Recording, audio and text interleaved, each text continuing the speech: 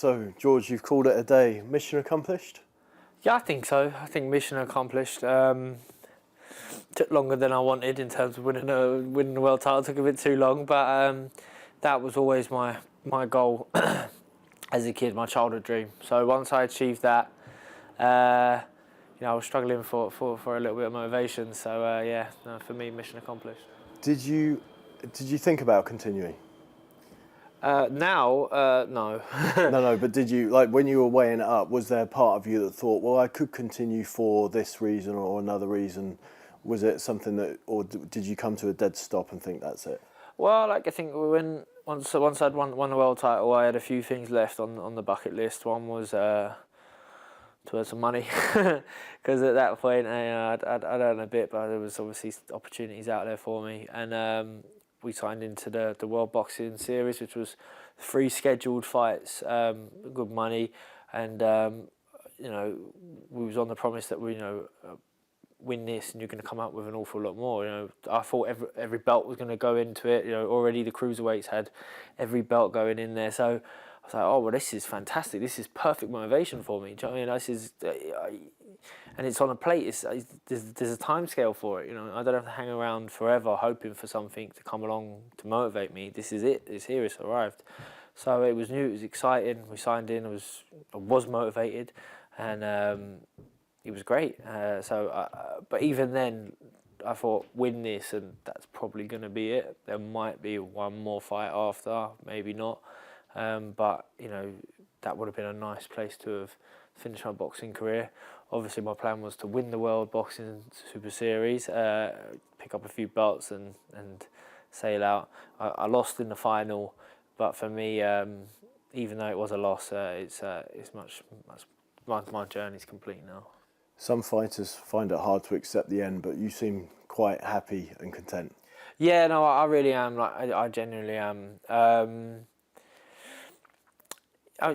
My career gets described as a roller coaster ride, and sometimes that's some mornings that sounds good, some mornings not so much.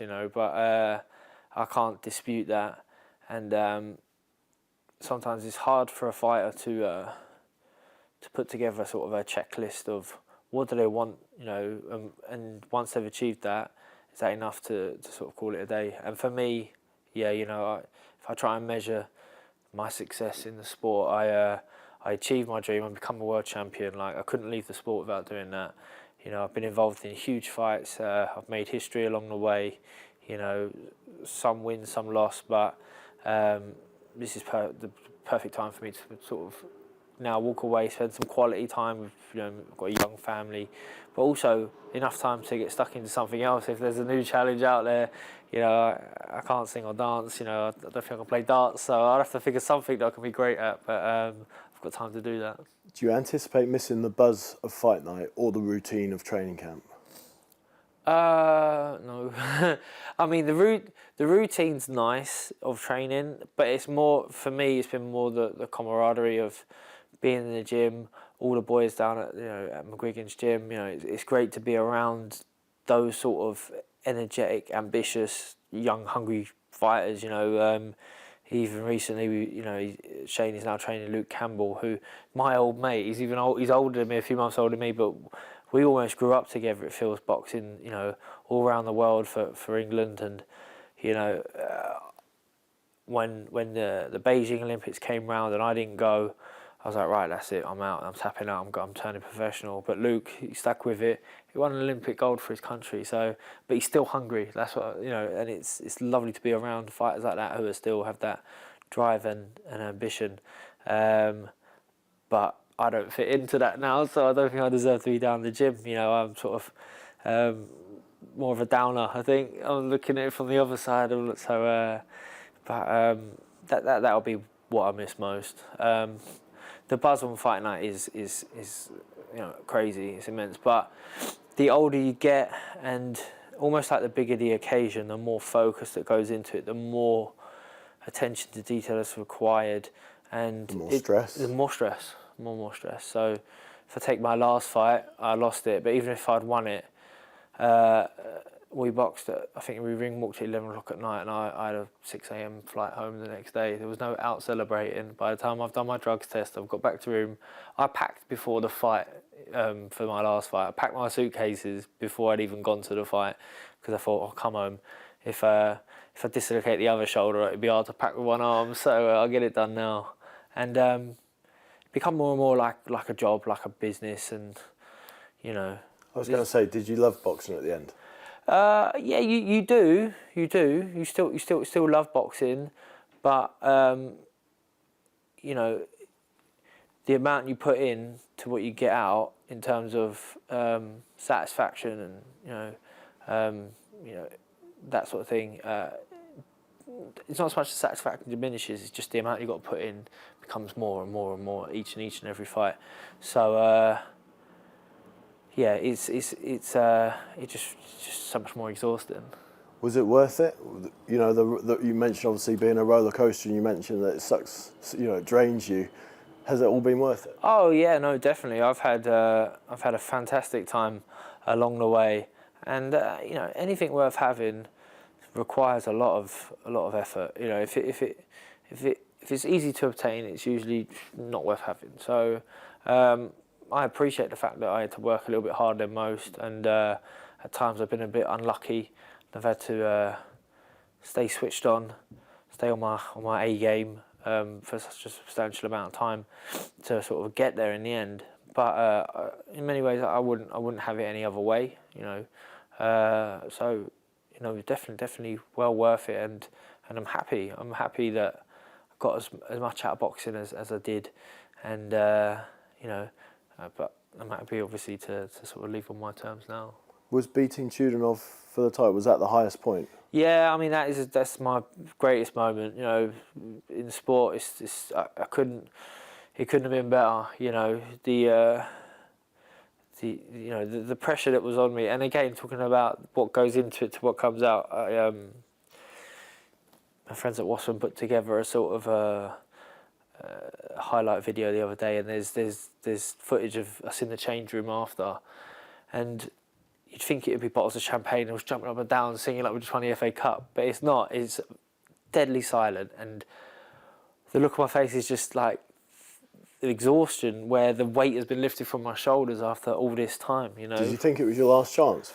It was definitely that was definitely my last chance, because yeah, you know, physically I was young enough and healthy enough to come again, but mentally I wouldn't have wanted to.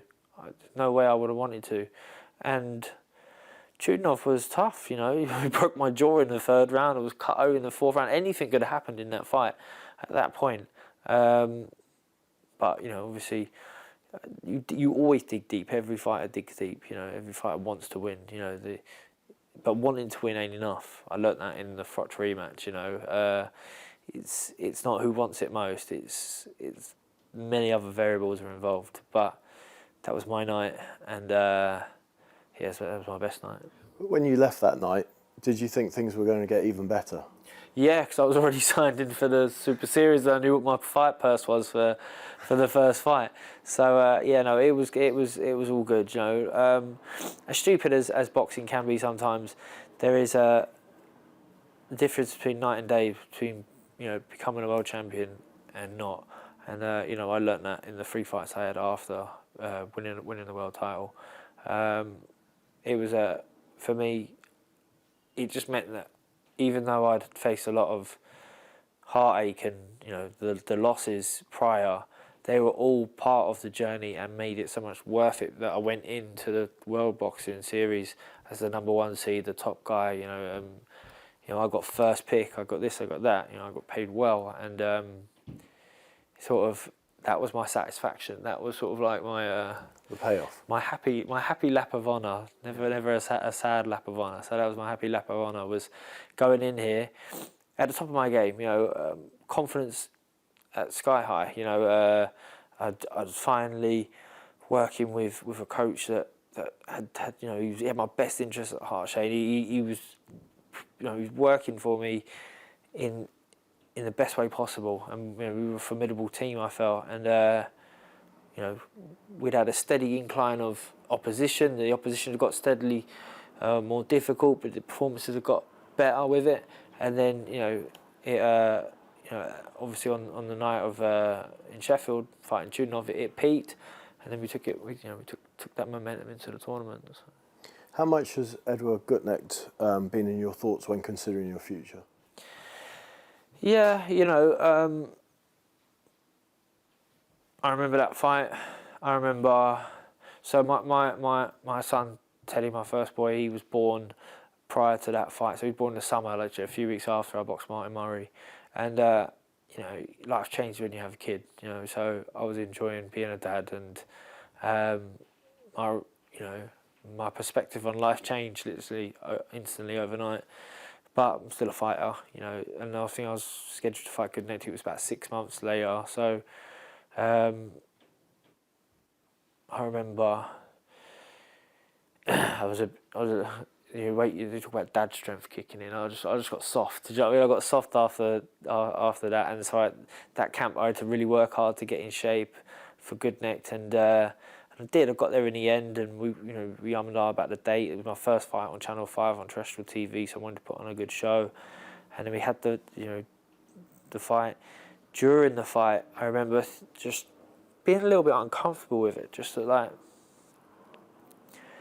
it wasn't going to end from my part, but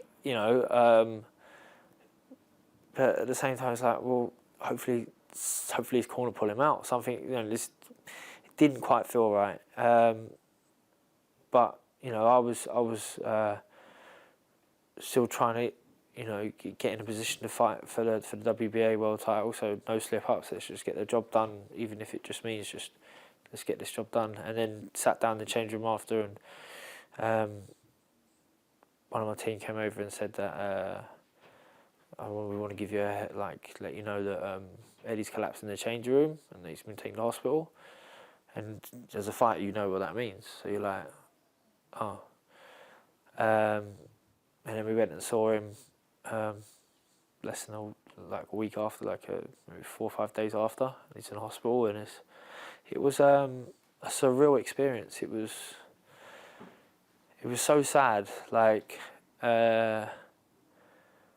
was made easier for me personally by his family, who were just so lovely. So they didn't. What's the word? They removed any feeling of guilt from me, and that they said, look, we know this is boxing, it's how it is, and that. But just seeing him there, I thought, wow, my days are numbered now. I'm a dad. Eddie's got 3 kids. I wasn't thinking I don't want to end up like this one day, but at the same time, it was more about I don't want to do this no more.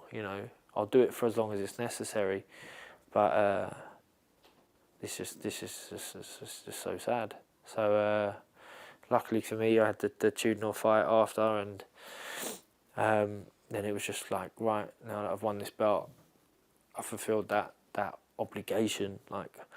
I just got to have a few more boxed for as long as it's necessary, feels necessary, and then we'll call it a day. Was that the worst thing that happened to you? Yeah. I mean, it was. It's not why you. It's not why you get involved in boxing. It's not. And I was sparring with Nick Blackwell before he boxed Eubank, which was only, I'm not exactly sure the timeline, a few months before. It felt really fresh. And then it felt like, wow, this is just becoming more and more common. This is just. This is not good. So yeah, it was really, really bad, really sad. You're obviously well known for the grudges that you've had with James DeGale and with Carl Froch. You haven't always been seen as the good guy, but the public sentiment with your retirement has been almost wholly positive, I believe. Is that a way that you've manipulated the audience over the years, which you would admit to having done? You've played the roles that you've needed to play, haven't you? Yeah, I mean, I'll. The first objective is to get a reaction out of the opponent, and the fact that usually escalates into making the fight a bigger attraction is a byproduct of that. Nothing in my career has been staged, so I don't flip tables to sell tickets. I don't text my opponent, before we get there and say, right, you push me first, and then I'll push you second, and which does go on. For every rivalry I've ever had, Texas. yeah, every rivalry that I've had has been authentic, legit, yeah, to the point where even Eubank was trying to fabricate a rivalry as such, and there was a premise for it because we'd done so much sparring before, and he had the momentum, and I know how to engage, but didn't really need to do that because I don't actually dislike Eubank. I think he's all right. He's not my cup of tea, but he's all right. I originally thought the same about Froch until he just set upon me. So now I don't like him. but that's kind of fine for a lot of like maybe the older generation as well, the boxing fans. They really want you to hate each other before, but kiss and cuddle after. And that does happen. Like usually happens when people retire. So maybe that'll be my next stop because you sort of soften, you let your guard down a bit. But I remember at the time thinking that I'm behaving exactly the same as I did in the build-up for the James DeGale fight, as I did for the Carl Froch fight. I thought, if he's going to talk nonsense because he's so arrogant, I'm going to pull him on his rubbish, I did that with DeGale and I was a hero. And I did it with Froch and people were outraged. They were livid. And for a while I couldn't understand it. And then it almost gave me the ump. So I was like, right, well, I don't care about your opinions anyway. Let's get stuck in. And then, probably one of the proudest moments for like my mum and dad was getting booed on the way in for Carl Froch and then getting cheered on the way out. I see it a different way, but that's the nature of boxing, which I realise. Talk to the media guys, and they say we get more hits on the boxing websites than we do on the football and any other sport. It's because it's a sport perpetuated by opinion, and everyone's got such a drastic opinion. They're so passionate about it. It's literally the religion of sport, where you don't have fixture lists, you don't have the Premier League, you don't have this, you don't have that. You have one-off ad hoc fights that, where you catch people at different stages of their career, different prep, different problems at home, different this, different that, and it usually puts together strange outcomes. But we're also allowed to indulge our personalities, so there's no. So how you get media training? No, no boxer gets media training. That's why you get such good sound bites out of fighters, because some of them just ain't got a clue, and they just let their mouth go, and they shoot from the hip, and no one ever pulls them on it because the promoter's always there to engage it and encourage it, because you'll get better traction, better more diverse opinions, which equals more ticket sales, more pay-per-view buys, and bigger fights. So that's the wonderful thing about boxing. But also, for me, it was a real pleasure, a real joy, a real fascinating aspect of fighting. Was that if I was going to box someone from the UK and I knew a little bit about him, and if I could wind him up a bit, and then we see how far we can push this and poke this and see where we go with it. And the bigger the reaction I got, the more I had to play with, and the more I'd go back at them. So, even down to like I announced my retirement, and everyone's being nice to me, and it's eating Carl Froch up inside, where he's had to, I've got Andre Ward coming to my rescue on Twitter saying, mate, you're 40 years old, get a grip, you're bitter, what's wrong with you? So, yeah, because Carl put out there were two things, weren't there? There was one statement where he said he was satisfied that he'd sort of ironed you out, I think was his quote at Wembley, but then he went and sort of did a public turn in sentiment, didn't he, and tweeted something saying that someone put something out from Froch's Twitter account that said only fighters understands the intense rivalries, and I've got respect for him, and good luck champ and that. So that one tweet got a lot of traction for people that want to hear it. He ignored the 40 other tweets where he's going back and forth with Andre Ward and what he said previously about me and what Just he's probably on Froch, two very different fights you had with him, two defeats. The first one could have obviously been very different. Which defeat hurt the most? The rematch, without doubt. If I'm honest, the first one, I don't like to analyse it too much because it probably will give me the ump. For years and years to come. It probably took me years to get over that, for the fact that it halted that momentum, and it took me till Chudinov to recover in terms of the momentum that I had going into that fight, but it didn't really feel like a loss, and even now, it don't really feel like a loss, because it's just overall we had two fights, and I'd like to think that the first fight feels like a no contest. I should have won, but I didn't get it. Whatever. And the second one, I lost, and it was my fault. And there's that was far more difficult to deal and contend with. Was that Froch obviously gets slated now for the repetition and saying having fought in front of 80,000 people in Wembley. What does it feel like to be with the knowledge that you were the guy in the other corner that he's always referring to? Yeah, I mean that's fine. I mean, he's he finished his career, defending his belts, in a stadium. He made an awful lot of money, and he couldn't have gone out in a better way. So full credit to him. I mean, that's every fighter's dream. I mean, that's what we'd all love to do. Certainly can't take it away from him. I'd like to bring it up every now and again if I'd won that night, but it's each their own. It's all maybe even with his comic delivery that whether he gets a bit of stick for it or not. But he should be proud of that. He definitely should be proud of that, because I tortured him in the first fight. Well, I battered him in the first fight, and I tortured him in the build-up for the second fight, and he well and truly shut me up.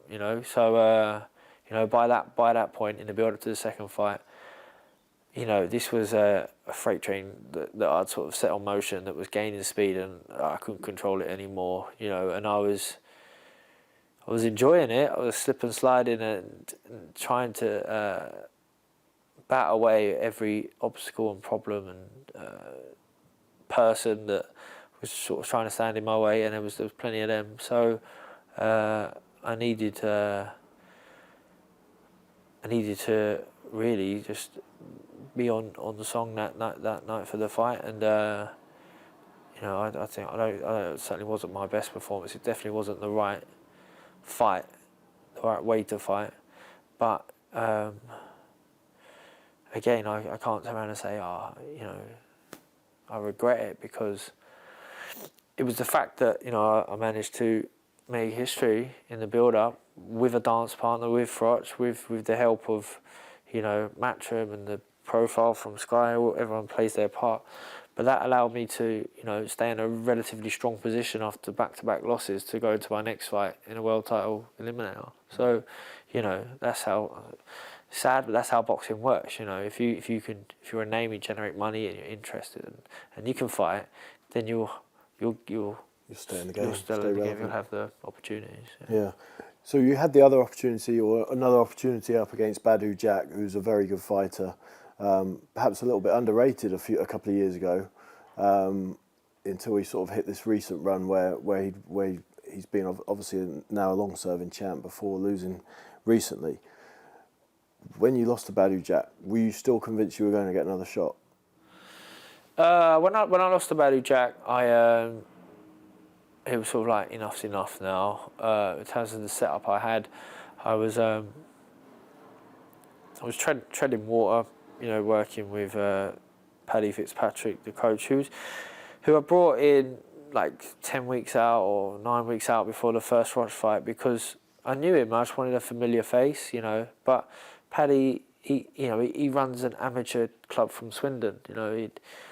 And I'd only done ad hoc pads with him whilst working with Booth when Adam wasn't around. So he was definitely the right person for the job for the first Froch fight. And I think because we came so close, sort of stuck with that trainer. But he wasn't right for me. The stuff that he was trying to get me to do didn't suit my style, and because I was forever trying to chase and catch back where I was with the world titles, become world champion, and be like, right, well then I can draw a line under it all, reassess my life, and make some decisions. Even after beating Robras for a world title eliminator, I knew that there could be a chance fight for a world title around the corner, so I was a bit scared to change trainers just before a world title fight like I'd done previous and it not work out. So we had to stick with it, and even though I knew so many things were wrong and we weren't getting on anymore, and some other details that I don't want to sort of keep personal, but after that fight I thought, right, well, that was no good. I'm going to have a break from boxing now. See if there's anything else I want to do. And for a while it was, right, what's my life instead of boxing, instead of my life after boxing? I'd always thought it would be. But it didn't last long. I just realised that I needed a change. So the day after the Badou Jack fight, I sat Paddy down and said, I'm having a break from boxing. Thank you for your time. Thank you for for being out here and doing your thing. We parted ways, but then I left it a few weeks and made the decision that I'm ready to walk away from boxing yet, and let's give it a proper go, but let's correct, like make the right decisions and fix the things, and don't put tape over paper cracks, or whatever the term is. So let's figure it out and then do it properly. Once I'd sort of met Shane McGuigan, I'd gone in, I'd met him. He was even just meeting him the first time, chatting about how he would have approached the Badou Jack fight, and I was like, yeah, I know, that's exactly what I was talking about with Nissa Sowland on the way here. So we're on the same wavelength. And then I went in the gym, and Carl Frampton's over there, world champion. You got Josh Taylor over there, I probably hadn't even heard of at the time, but he's just amazing, training over there. You got other young fighters, hungry on fighters. He just started working with David Haye, who never trained with Shane in Shane's gym, but the fact that someone I knew, known for a long time, David Haye, had put faith in Shane to be his coach, I thought, well, David's got a lot of contacts, he knows a lot of people. There must be something about Shane that he's seen as a good quality, and all that David knows is Adam Booth, and I know Adam Booth, and so if he thinks that he's better than Booth and whatever, then let's go. What did Shane add to you as a fighter? Well, I think he never neglected what I did naturally very well. So Adam Booth, he worked predominantly with David Haye, had all his success with David Haye, and then he's had me, and then he's had Ryan Burnett and other fighters now. But when he had the big guys, it was sharpshooting, power shots, but one-offs. He wasn't a combination puncher. David Haye's not a combination puncher, and neither was I. Neither really am I. A period through leaving him, Paddy wanted to take power shots out, and it was all combination punching, which didn't feel suit me. But Shane found the middle ground where, we do. He encouraged me to punch hard all the time. Every time I did pads, so when I first joined him, my hands were in bits because I'm back down to wearing 10-ounce gloves for pads, and I couldn't cope. Now, this knuckle didn't look like that before I started training with Shane, and now it seems to have morphed into something else, just because of the intensity of the work. But he, apart from the fact that he gave my confidence back, he encouraged me to do the things that I knew I did well naturally and develop them. And I got back to training like an athlete. Shane's an intelligent guy. He's got a full-time strength and conditioning coach on board. He's got the experience of his dad in the gym.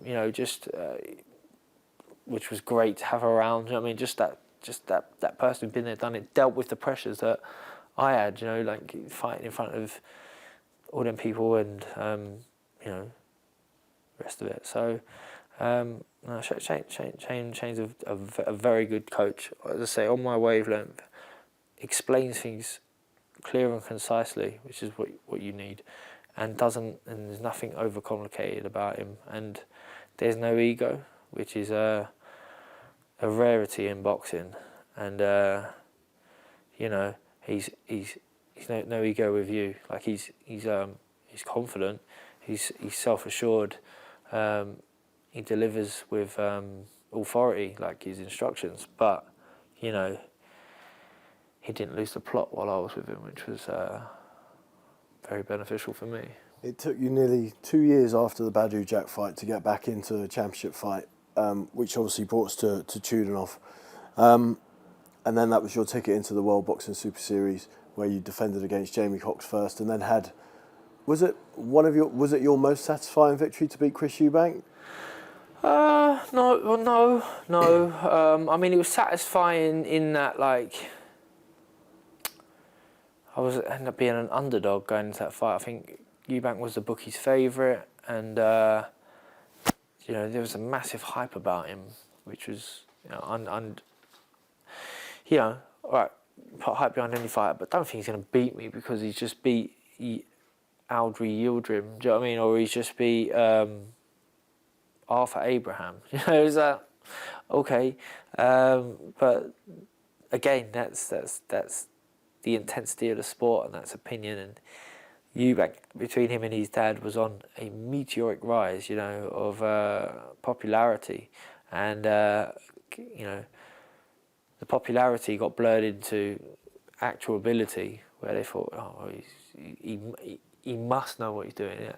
And you know, they caught on to that part of the market where, you know, he'll put out a 30-punch combo on the speed ball and stuff like that, and people, you know, correlate that to a fight. And I never did. I'm the sort of total opposite. I try not to put any footage out of me in the gym because that's my bread and butter. That's what I do well. That's what I don't want to share. Do you know what I mean? That's privilege. But he was the opposite end of that. So yeah, beating Eubank convincingly was very satisfying. You know, he only had one loss on his record before then, and you know, maybe this is controversial. I thought he beat Saunders, but it was nip and tuck either way. It was a real close fight with Saunders, you know. So to go out there and beat him really convincingly, you know, and then have the shoulder pop in the last round and still nearly finish the fight. Catch him with a big right hook was it was really satisfying. But again, at that stage of my career, when there's so much going into a fight, and then the aftermath, there's no celebrations, there was no champagne in the changing rooms. It was me in severe pain in the changing room, waiting to climb into an ambulance with my wife, and then we go to hospital, pop my shoulder back in, and then before we get back to the hotel, we're arguing with the WBSS to not pull me out of the final. So yeah, that win, unfortunately, I couldn't really enjoy it because I was stressed out. Sure. Okay. Obviously, DeGale fights Eubank, two old friends of yours, on February the 23rd. So you weren't tempted to stick around and wait for the winner or a big rematch with DeGale should he win down the line? No. I mean, that didn't appeal to me at all. If them two were fighting for a world title and the contracts could have been signed and that, and I'd be fighting for a world title, even then it wouldn't have been worth my while, really. I'm genuinely happy with what I've accomplished in boxing. I don't need no more out of it. That fighting one of those two guys right now would be for money, and rightly so. Fighters should carry on fighting for money if they can. But for me, I don't need it. So I'm happy to walk away when there are still options on the table. At 30 years of age, I think that's something that, rightly or wrongly, I'm the sort of person who would look back and appreciate that, you know. During the Callum Smith fight, which has obviously turned out to be your last fight, were there times in that fight where you thought, I don't need this anymore? No, plenty in the build-up. Plenty in the build-up when I'm being rushed and being pressured and being stressed and trying to heal a shoulder and trying to marry that in with getting fit for the fight, not knowing where the fight's going to be, not knowing if I'm going to be able to bring all my team, bring all my kit, couldn't bring my wife, all these things are like stress and thinking, maybe this ain't for me or this fight ain't for me. But during the fight, no, I was in there, I wanted to get rid of him. Do you know what I mean? My left shoulder wasn't working like I hoped it would. I wasn't able to control him with the jab like I usually do. Obviously, he was so much bigger than the opposition that I've sort of faced recently. You think Eubank and Cox are like, 5-6 inches shorter than him. So he had height and reach advantages on me, and obviously, he's got good power. I was trying to bring my right hand into play, and it was catching, it was working. It was nip and tuck like every loss I've had. The Froch rematch, the Badu Jack fight, even the Smith fight. I think I was ahead on the cards with Smith. In that fight. Or it was either way. There wasn't much in it, and he caught me with a good shot, buzzed me with a check left hook, and he's a fantastic finisher. He's a fantastic finisher. Like it's I think he's a really good fighter. So it's I think it's harder for fighters when they get beat by people they don't feel they should, But I believed I was a better fighter than Smith beforehand, but on the night, I wasn't good enough, and he got the win, and fair play to him. So yeah. Who was the best you fought? Probably Froch, to be honest. Like. Skill-wise, definitely not. Badu Jack was far more skillful. James DeGale had a lot more skill, but Carl Froch, just for his grit and determination, how he managed to get through to the 9th round of our first fight is incredible. I'd have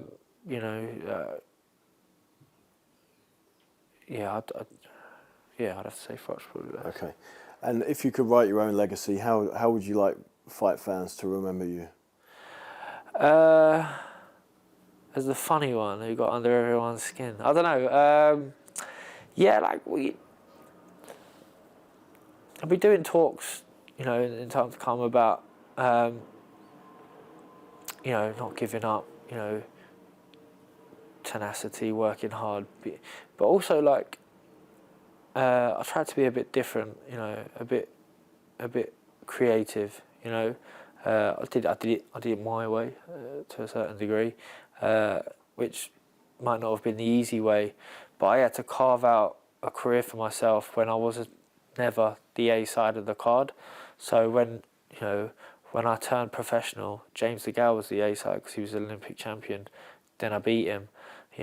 By the time he came around to fighting for a world title, Carl Froch was the A side. He was the golden boy at Sky. So I had to go the other route, For every other heavyweight out there now who isn't Anthony Joshua, they're the B side. So Tyson Fury's got to have to carve out his own route. Dillian Whyte's got to carve out his own route. Sometimes it's certainly a lot more stress, but it can be so much more rewarding as well when you actually get it right. And it took me a while to get it right, but when I did get it right, I really reaped the benefits. Don't know fight purses, but outside the heavyweight division, I'll say I was the best paid fighter in the UK